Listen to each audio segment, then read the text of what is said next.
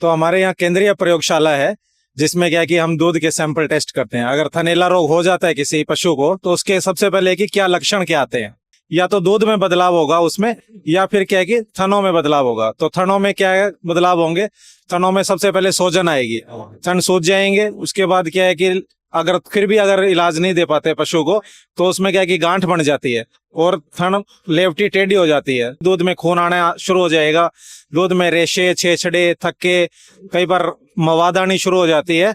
कई बार क्या है कि थन का साइज भी छोटा बड़ा हो जाता है, थन ऊपर चढ़ जाता है। तो ये सारे थनैला रोग के लक्षण है। कि आपने 4 सिरिंज लेनी है तो उसमें क्या है कि आपने थनों को अच्छी तरह से धोना है, हाथों को अच्छी तरह से धोना है, और फिर क्या है कि पहली धार चारों थनों की बाल्टी में मार लेनी है। उसके बाद सिरिंज को खोलना है और उसमें पीछे से धार उसमें दूसरी डालनी है और चारों थनों की निशानी कर लेनी है, 1 2 3 4।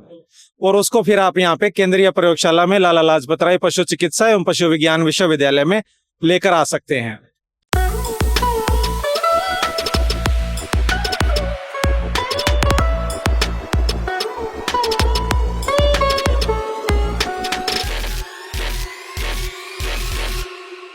आज हम बात करेंगे उस प्रॉब्लम के बारे में जो कि डेयरी फार्मर के लिए सबसे बड़ी सिरदर्दी है, वो है थनैला रोग।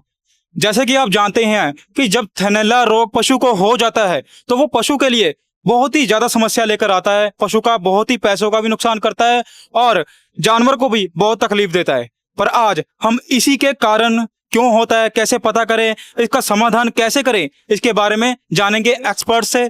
सर, आपका बहुत बहुत स्वागत है कृषि हेल्पलाइन में। डॉक्टर महावीर सिंह, वैज्ञानिक, लोवास, हिसार में।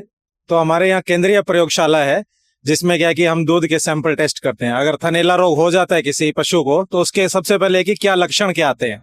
तो लक्षण क्या आते हैं कि सबसे पहले क्या है कि या तो दूध में बदलाव होगा उसमें, या फिर क्या है कि थनों में बदलाव होगा। तो थनों में क्या है बदलाव होंगे, थनों में सबसे पहले सूजन आएगी, थन सूज जाएंगे। उसके बाद क्या है कि अगर फिर भी अगर इलाज नहीं दे पाते पशु को तो उसमें क्या है कि गांठ बन जाती है और थन लेवटी टेढ़ी हो जाती है। तो उसमें ये समस्या आती है। दूध में क्या होगा कि दूध में खून आना शुरू हो जाएगा, दूध में रेशे छेछड़े थक्के, कई बार मवाद आनी शुरू हो जाती है। कई बार क्या है कि थन का साइज भी छोटा बड़ा हो जाता है, थन ऊपर चढ़ जाता है। तो ये सारे थनैला रोग के लक्षण है। तो इसको हम क्या कहते हैं कि मुख्य लक्षण है जिसमें लक्षण आएंगे। दूसरा ये होता है कि जिसमें लक्षण नहीं आते, दूध बाहरी तौर पर ठीक होता है, थन भी ठीक तरह से दिख रहे हैं आपको, पर थनों में अंदरूनी सूजन होती है और उसमें क्या है कि उसमें दूध धीरे धीरे कम होता जाता है। जो वो रोज पशु का दूध निकाल रहे हैं तो वो इस चीज को नोटिस कर पाएंगे कि भी हाँ दूध कम हो रहा है, पर कोई लक्षण नहीं आता। तो उसको हम बोलते हैं लक्षण रहित थनैला रोग। तो ये एक दिखाया गया है कि हमने दूध में रेशे छिछड़े थक्के मवाद, ये तो लक्षण है। और थनों में क्या सूजन आती है, गांठ आती है, ये लक्षण है। तो इसके बाद क्या है कि हम क्या करते हैं कि हम डॉक्टर साहब को बुलाते हैं, उनसे दवाई के लिए पूछते हैं कि दवाई कराएंगे वो। तो उससे पहले क्या है कि हमें थनों के जो इसका कि जीवाणु से होने वाला रोग है, तो अलग अलग तरह के जीवाणु होते हैं। तो ये पता लगाना जरूरी है कि कौन सा जीवाणु इसमें बीमारी पैदा कर रहा है। हम टेस्ट से ये भी पता लगा सकते हैं कि कौन सा जीवाणु काम करो, उस पर कौन सी दवाई काम करेगी।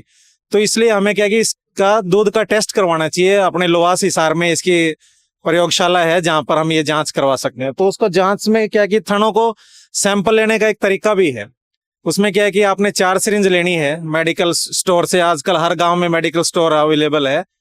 तो उसमें क्या है कि आपने थनों को अच्छी तरह से धोना है, हाथों को अच्छी तरह से धोना है, और फिर क्या है कि पहली धार चारों थनों की बाल्टी में मार लेनी है। उसके बाद सिरिंज को खोलना है, उसके बाद उसके प्लंजर खोल के और उसमें पीछे से धार उसमें दूसरी डालनी है और चारों थनों की निशानी कर लेनी है, 1 2 3 4। और उसको फिर आप यहाँ पे केंद्रीय प्रयोगशाला में लाला लाजपत राय पशु चिकित्सा एवं पशु विज्ञान विश्वविद्यालय में लेकर आ सकते हैं। तो इसके लिए उसके बाद क्या है कि जब हम रिपोर्ट देते हैं तो वो डॉक्टर साहब को आपने दिखाना है और वो उसके हिसाब से इलाज करेंगे। इसमें बचाव के क्या है कि दूध निकालने के बाद पशु को आधा घंटा खड़ा रखना है। कई पशुओं में क्या है कि टीट डिप का यूज करते हैं, दूध निकालने के बाद उन थनों को टीट डिप सॉल्यूशन से डुबो देते हैं। उसके बाद क्या है कि साफ सफाई का ध्यान रखना है। कई पशु आपको ऐसे मिलेंगे जिनमें बार बार ये समस्या हो जाती है, मतलब 1 महीने आपने ट्रीटमेंट करवाया, फिर एक बार पशु ठीक हो गया, दोबारा से ये समस्या होती है। तो ऐसे पशुओं में क्या है कि जब दूध निकालना बंद करते हैं ब्यांत के बाद, तो तब दूध का टेस्ट करवाना है। दूध का टेस्ट करवाने के बाद उसमें क्या है कि 3 दिन तक जो दवाई रिपोर्ट में आएगी वो थनों में चढ़ाकर छोड़नी है। तो इसके बाद क्या है कि 90% चांसेस होते हैं कि अगले ब्यांत में पशु ठीक आए। तो इसलिए क्या कि इसमें और भी बातें ध्यान रखने की, जब भी थनैला रोग हो आपको जल्द से जल्द दूध का सैंपल लेके लैब में टेस्ट कराना है ताकि सही दवाई सही समय पर पशु को लग सके। धन्यवाद।